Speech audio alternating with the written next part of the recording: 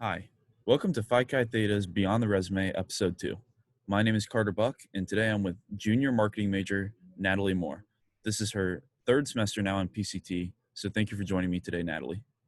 Yeah, of course, Carter. I'm excited to be here. All right, so before we get started, just tell me a little bit about yourself, and more importantly, who is the woman beyond the resume?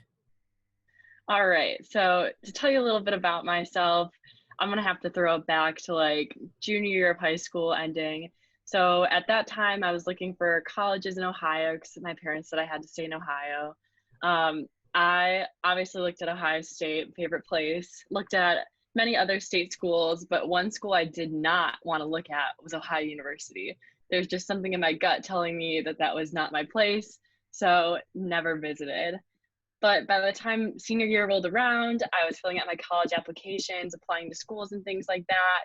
I ended up getting, I got accepted into my first choice, which is the University of Dayton, but it was too expensive. So that got exiled out of the plan.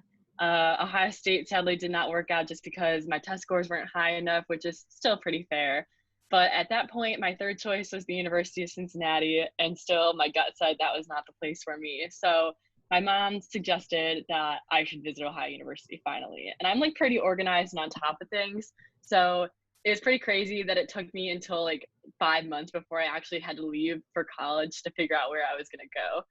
So went down to OU, took a good look at it, still was not the school for me. I was like, this is not great, not where I want to be, but it is better than the University of Cincinnati. So I decided that's where I was going to do my next 4 years. When I got down there, I was excited but nervous. Still really wasn't happy just because it was not the place I wanted to be. But I had a pretty good first 2 weeks. Tried to live it up as much as I could, but sadly, my dad ended up getting unexpectedly sick with a brain aneurysm. He's all good now, no worries. But that took me away from school for 2 weeks. It was quite stressful coming back and having to do like 10 exams, I'm pretty sure, within like 5 days. Oh my It was God. crazy. Yeah. So luckily he was able to stabilize himself and I was able to go back to school.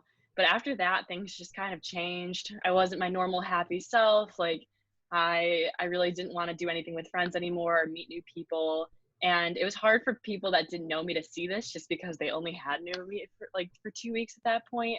So they kind of thought that's just who I was. So really wasn't thriving socially at school, but I was academically. So What that's when was I it kind of because your dad got sick and then you were gone, or was it more that you were just out of the flow for 2 weeks and everyone knows in freshman year, like you can kind of quickly fall behind socially, if that makes sense? Where yeah, is that what caused it, or was it more your dad? it was definitely a bit of both because like when you're obviously coming into the freshman, like you have no idea how school works yet. You have no idea how friendships and connections are made. So definitely being removed from that for 2 weeks, like really just threw me off the loop a little bit. And then also the fact that when I went back, like my dad was still in the hospital for 8 months, like following the incident. So I was really just worried about them like at home and him being safe and stuff. And I was stuck 3.5 hours away, like all on my own for the first time ever. So both of those things kind of like hit together and made it super tough. But by winter break, I kind of knew that like I needed to do something about it just because I wasn't happy and I couldn't live the next 3 years this way. So I told my parents, I was like, you know what, like I need to transfer. And my fatal flaw is actually grass is always greener. So they were like, do you really need to transfer? Like, I think you just need to like stick this one out. And I knew it was the right thing for me to do. So I applied to Ohio State, got in, but I still had to finish the second semester at OU, which is fine because things started to look up. I think like around March, I finally just my dad was getting better. I was just feeling a little more comfortable being at school. So I really formed super strong friendships that like these girls are still my best friends today, but they're still at OU, obviously. Was that But not weird, socially, that you knew you were leaving, but you were still making friends with all these people, even though chances are you won't see them for a long time? it was definitely weird, but like just the way you say it even makes me kind of like it makes me kind of feel happy because I knew I wasn't gonna have to stay there anymore. And obviously I love these people and I still love them and I like visit them when I can. But I knew I was gonna be happier leaving but I still have these great people in my life now. So I'm like super grateful for them because they made the experience like way better than it was before. Well, that's great. Yeah, but now being at Ohio State, I came in with the attitude that I needed to make these next like, well, at the time 3 years, the greatest 3 years of my entire life, because college is supposed to be that time, you know. My parents said I can't transfer again, so that was also another piece of motivation for me. But I tried to get involved right away, and that's when I found PCT, and it really changed the game for me. But That's yeah, great. Yeah. I here well, now. for everyone that doesn't know, I am a pledge brother of Natalie's, so we were both in the new class, and Woo! I was thrilled to have you in the class. It was great to get to know you, and I'm glad you're at Ohio State now. So Oh, then, me too. this past summer, you interned. You had a bunch of things going on. Oh yeah. You interned for Alpha Dogs football, right, which is like a youth football league, Yes. and then you were a receptionist at a hair clinic, and you also did like independent contractor work as a photographer. So what was that Oh like? yeah. That's a busy summer, and how'd that go for you? So actually, even before those three roles, I forgot to mention you this previously, but I was a DoorDash driver for 3 weeks because I Jeez. was doing anything I could to get a little cash in for the summer. But um, at the beginning of summer, like before quarantine and stuff, I had an internship set up for a company downtown Cleveland. I was going to do digital marketing. I was so excited. They canceled like 2 weeks before I was supposed to start, and so that's where the DoorDash driving came into play because I needed something in the time being before I found my other positions. So the internship came about because I actually found it on Facebook. So I was scrolling through LinkedIn like 2 hours every day. I was scrolling through Google for another hour, like trying to find another opportunity. And it wasn't until I was casually scrolling through Facebook where I saw on the my hometown Olmsted Falls page a position for communications and digital marketing, um, for a youth flag football startup company. And so I was like, you know what? Like, I love youth sports. I've coached them myself, and I love communications and marketing because that's what I'm going to do with my life. So I like instantly knew I was like, I'm going to get this position. Like, I'm going to interview, and it's like, I'm going to do it. Luckily, I was able to interview, and I did receive an offer for it. It was part time, like literally maybe 5 hours a week. It was unpaid. I mostly just like wrote emails, like just casual emails to send out to parents to get their kids registered for flag football. Um, it, I'm not gonna lie, it was not the greatest experience just because it was not very structured, and the company was 2 men, and I don't think they exactly knew themselves what they were doing. Um, but I'm still glad that I had the opportunity to try to learn a couple things that I could hopefully use as experience towards my future projects and goals. That's good. And what did you coach? I coached youth swimming for 4 years, and I coached youth cheerleading for 3 years. Actually, I think five for swimming. Okay, I coached U10 boys soccer back in the It's day, so fun. and yeah, it's more babysitting than coaching at times, but Yeah, I loved it. All right, and they then always, yeah, go. so what was your role, or what you learned with the receptionist role then too? Because that's pretty different from what you're trying to do professionally. Yeah, so I got that position through a friend I went to high school with. Her dad owns this hair clinic. So what they do, they like specialize in any hair restoration services. So anything from like a transplant to a surgery, they like do it all. So she reached out to me. She was like, "Hey, my dad's looking for a part-time receptionist. Would you be interested in taking that role?" And as someone who worked at a warehouse the previous summer, I thought anything closer to a desk job would help me like in a professional career just a little more. So I took that opportunity, and I actually ended up learning way more than I expected. So like just little things about how you need to be so conscious of like note taking and remembering like clients and like their appointments and multitasking and little things like that.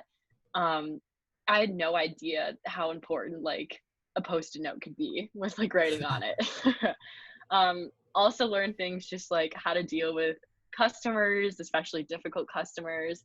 And as a receptionist, I was kind of the middleman between the salesman consultant and like the services that we offer, if that kind of makes sense. So I felt the need when I was scheduling appointments, if they hadn't like purchased a program yet to like be on full time, I had to kind of sell up what was going on. So I'd be like, oh, you want to come in for another one? Like I really had to be offering the next service in line to keep them as our customers. That's great. And then the last one, which I think is the most interesting, is your independent photography work. So tell me a little bit about that, and also feel free to plug your Instagram with Oh, you know I photography. will. So I have been doing photography, like as portraits and things like that, for about 5 years now. It wasn't until maybe like 2.5 years ago where I actually started to get like better at it. I started off just like taking pictures with like a point and shoot camera, and they like didn't turn out too hot, but I still enjoyed doing it. But I work with mostly like seniors, families, and I've done even 3 weddings at this point as like a second Really? shooter. And I did, yeah. But I just love capturing the moment and making people feel good about themselves. And I love like creative work itself. So putting all those together and being able to do a job that doesn't even feel like a job is just so much fun. Like I would love ending a day at Vanscoy Hair Clinic, going home and knowing I had a client that night, just because it would like help me express my creative side a little more. But that actually started. So I took a year off of photography just because my whole freshman year was kind of crazy. So when I got back into it, I started off with one of my best friend's families, and I was still not advertising at all. So took her family's photos. Then from word of mouth, I received about like 20 more clients throughout the rest of summer. So it was just crazy how like I was barely posting on social media, which I'm getting back into again, but just how well word of mouth can grow a business. Yeah. And what is your social media for all of us? It is More Moments Photo. All right. More, Yes. last name Moore, With double O's, yeah. Moore. Yes. All right. Well, if you guys haven't checked it out, go look. She's very talented. Oh, thank you. And then also, you told me that you spent the summer developing more self-confidence, and that really stood out. So how did you go about doing that, and just share your thoughts on all of that? Well, yeah. So I obviously started in a position where I was going to have an internship. I was set to get my personal career off the ground. And then that was like kind of like stripped away from me right away. So that was definitely like a confidence decreaser. So I started kind of the summer at an all-time low point where I was like, oh my gosh, I'm never going to get any of this experience in. I lost my chance to like do my study abroad program that was going to help me out too. Where were you So going to it go? just Mexico, Cancun. We're going to do consulting with a nonprofit there. Oh, was that through a global project, or was it third party? Yeah, global project program. That's great. Yes. But Are you going to do actually, it next so year now? yeah, I got deferred to South Africa, so hopefully I'll be in South Africa this May. That would be amazing. Oh yeah, so I'm really excited. It's almost a blessing in disguise because I think I'd rather go to South Africa in the long run. But Yeah, you made out on that deal. oh yeah, um, what were we saying? Self-confidence. Self You were confidence. talking about So getting denied from or getting WTWH canceled. mhm. So from getting that experience like canceled, I was freaking out about being able to find a job. I was like, I've got nothing to like have what am I saying here?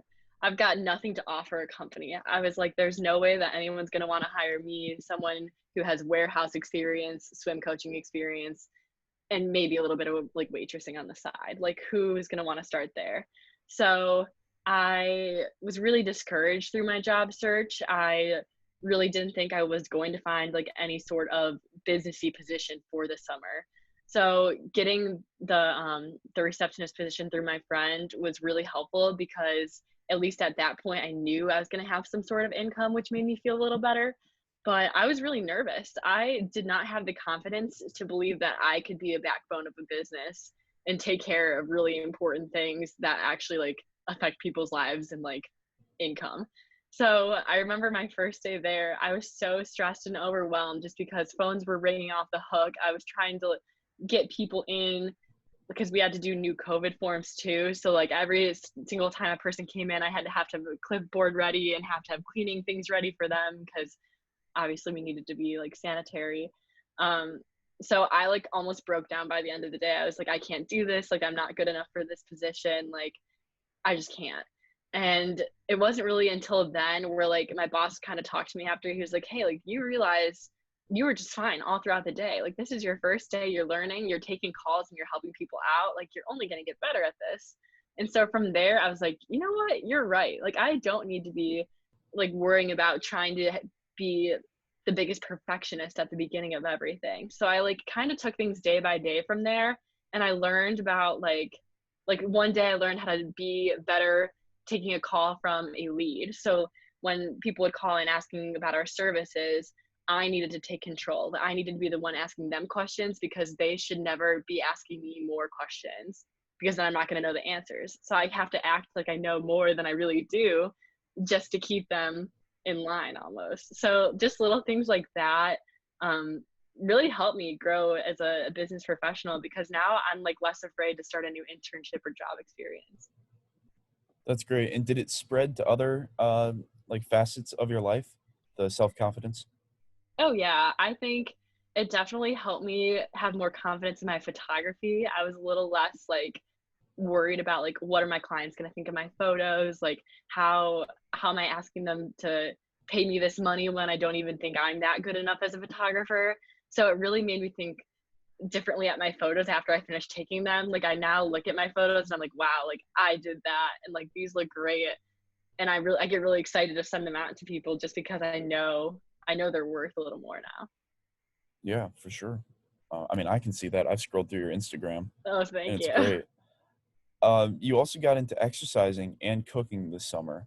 And were those more coronavirus driven, or what were you doing? Is that just you wanted to get into it? 100% coronavirus driven, but I guess it was an excuse for me to actually do it. Like I realized freshman year my eating habits were terrible as any freshman probably has terrible Oh yeah. eating habits. So I kind of noticed that I probably should do something about that. I was like, this is my time if I'm gonna be fit to learn how to do it right. So I started by just running every single day. And I like barely could run a mile outside within like 11 minutes just because I'd get so winded and I was so out of shape. But now like I could run like 5 miles at a time and still be like a little winded actually, but a That's lot amazing better. though. Yeah. And And you haven't then been doing it that long, right? no, yeah, not that long at all. And now my miles are normally like 8:30 if I'm just like miling it out. But it feels really good to have that progress and especially like changing my eating habits with it. It just makes all for like a more healthier lifestyle and I feel a lot more confident with myself too. That's great. And then the cooking, um, I really want to get into that as well, but it's not easy in a dorm. So what have you been cooking? What's your go-to cooking? Go-to cooking. All right. So when I got here, I learned how to make this breakfast sandwich. So I do an everything seasoned bagel, onion and chives, cream cheese, Havarti cheese, um, for the sandwich itself. And I do a fried egg and then I put the Havarti cheese on top of the fried egg. And then I do a piece of ham. I like throw ham on the stove right after I do my egg, slap that on the bagel, put it together. Oh my God. Excellent. I'm going to your house in the morning. Oh yeah, I'm a Gonna cook for huge me. breakfast fan. I love making smoothies too. I'm a really good, I would say I'm the smoothie queen actually. Are they more fruit or more of like the green style? I see, I could taste greens through my smoothies, so I like go for like purely fruit. But my favorite is like a yellow smoothie. So I would do like pineapple, mango, peach. Um, I do plain Greek yogurt, unsweetened vanilla almond milk, and then sometimes I'll throw in like a little splash of orange juice or like a little squirt of honey. But like, oh my gosh, it's amazing.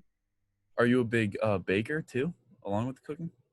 No, but I do love to eat sweets, so I think that's something I'm gonna try to get a little more into. But There like, you you go. have to be a That's next. perfectionist. Yeah. So I think like the other day I actually did make a cake because I had our pledge brothers Scott and Rachel over for like we made like a 3-course meal, and so I made a chocolate eclair cake for everyone. Oh, nice. It was What were the delicious. courses? What was the entree?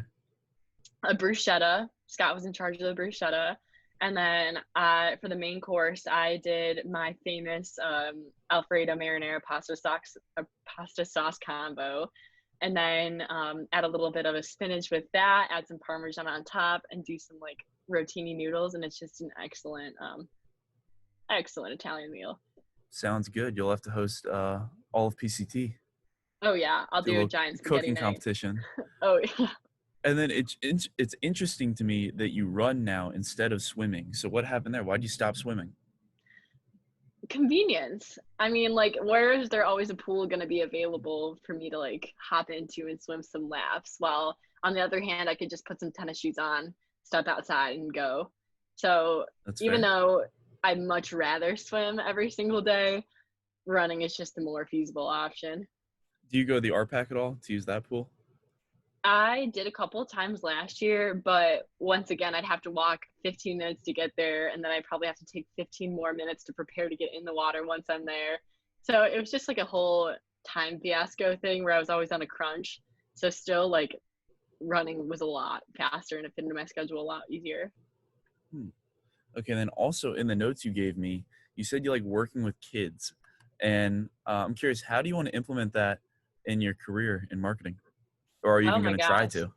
Yeah, so I on campus am actually involved in college mentors for kids too. So like once a week I get to have my little buddy come in. Well, not this year, but last year.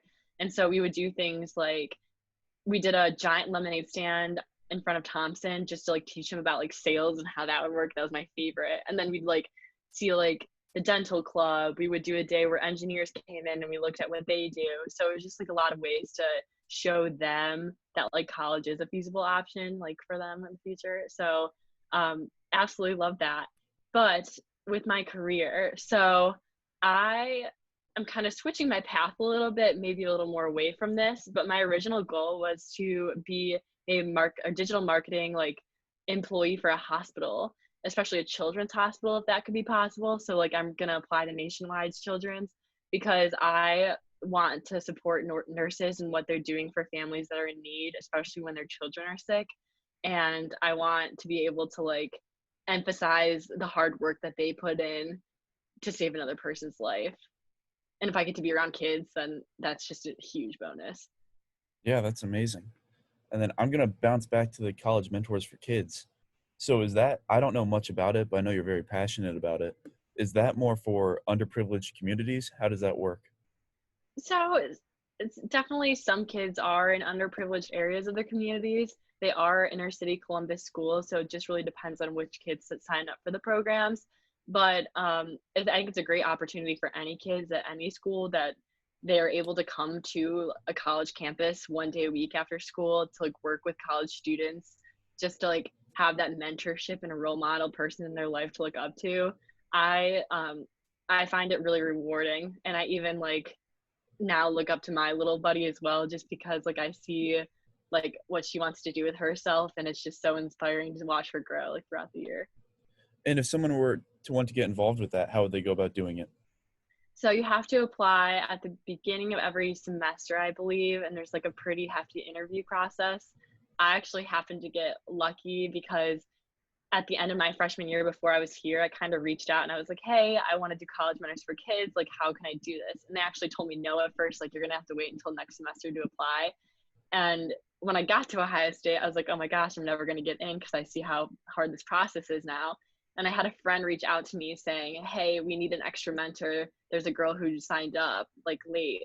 And so I went in for like an on the spot interview and was able to get in through that. So I was luckily like, I was really excited to be able to start this my first semester at Ohio State because it definitely helped me get into the swing of like, this place is my new home and now I'm involved on campus here. That's good. And you said they would come by, what was it, every week or month, Once a actually? week. Okay. So there are 5 elementary schools that Ohio State's partners with. So I'm pretty sure there's 2 that come on Wednesdays, but then Monday through Thursday, like besides Wednesday, there's like 1 each day that come in. So like I'm with Highland Elementary School on Monday. And do you just walk around with them, or do they shadow you all day? Do they come to your class? They come after school. So like you'll be on bus duty a couple times. So we'll take the bus to their elementary school, pick all the kids up that are in the program, bring them to the Union at Ohio State normally, or like the women's soccer field house. And then we'll do like snack at the beginning, and then we'll go into like our activities for the day, and then we'll break out and do like our activity stations for 2 hours. Oh, that's great. And Hmm. I may want to check that out. That sounds fun. It is so fun. Before we wrap up, I have a few quick questions for you. Um, just like first answer that comes to mind. All So, right. starting off, what is your biggest pet peeve? Oh my gosh, when cashiers hand you your money back and they put the dollar bills down and then they put the coins on top of the dollar bills. Like I don't have a good grip on that. Like the change is just gonna get loose and fall out of my hand and fumble around. Drives me insane. Just put the coins in first, dollars on top. So, I hate to tell you, I worked at Target this summer and I did that every single time. That hurts. All right, well, I'll work on it next summer. Um, uh, and after that, well, you actually already answered it, kind of, but give me another one. Favorite thing to cook? Favorite thing to cook, another one. Okay. So I made this bake where you do a line of chicken, a line of cut potatoes, and then a line of green beans. You drizzle some Italian seasoning packets on there, and then you drizzle a whole stick of butter melted on top, bake it for an hour. Boom. That Delicious sounds dinner. amazing. All right, we'll call that It's so dinner. good. What do you do for breakfast and lunch? And you already gave us Um, the breakfast sandwich, so just lunch. okay. For lunch, my new go-to thing has been like a chicken salad charcuterie board. So I'll do like crackers, chicken salad, grapes, carrots, cucumbers, and ranch dressing. And it takes up a whole plate. It's amazing. Dang, big ballin' in college. Oh yeah, living large. All right, thank you. And then if you could be a superhero, and we can do DC or MCU or anyone really, who would it be? Captain Marvel, Why? because she's a badass. Okay, you aren't wrong. Um, She really uh, does it all. yeah, pretty powerful. At the Union, what would your go-to order be? Okay, so go to that panini station, and what I like to do is do the turkey, provolone, pesto, and tomatoes, and it's like a little like slice of Italy heated up before you ready to go. There we go. Thank you. Uh, and last one, what's one thing that can instantly make any bad day better? Okay, so a friend reaches out to me maybe like 4:30 before I'm going to eat dinner like for the night, and they're like, "Hey, let's get ice cream tonight. I'll drive." Instantly makes my day because I know I'm getting ice cream after dinner and I get to see my friend. That is the best. It All really right, is. thank you for that. Before we wrap up and I let you go, just tell me, why did you choose PCT? Like, what has PCT done for you, and why should someone else come out and rush? So going back to why when I got to Ohio State. So I went to that Fisher Fall Frenzy because I was trying to get involved in a Fisher organization. I saw the rotunda filled with all the business fraternities, and so many people were packed in there trying to talk to them. Um, I just kind of got jealous in the moment. I was like, what do all those students think that they have to offer that I can't offer a business fraternity? So I like walked right into that packed room, talked to each of them, and then actually our old president, Ryan Ashdown, had me like hooked and sold. Like from the instant he talked to me, he made me feel like I like belonged in that organization and it was something that I like needed to do.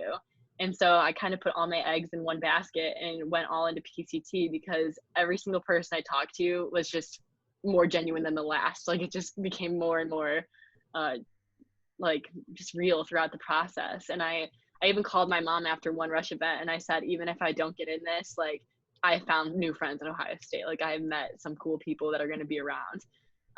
Luckily I did end up getting in, and it made me have a lot more faith that like college is going to be good. Like I found my fit now and I'm ready for the next 3 years. And then with that last part, why should people rush PCT? Um, if you believe it is your fit, you're probably right. Like this is going to be the group of people that you can call like your best friends from college. And I want everyone to kind of feel the same way that I did when I rushed PCT. So if you have the opportunity to rush and you feel like this is your home, do it. That's so true. And I do remember that day in the rotunda. We could barely move.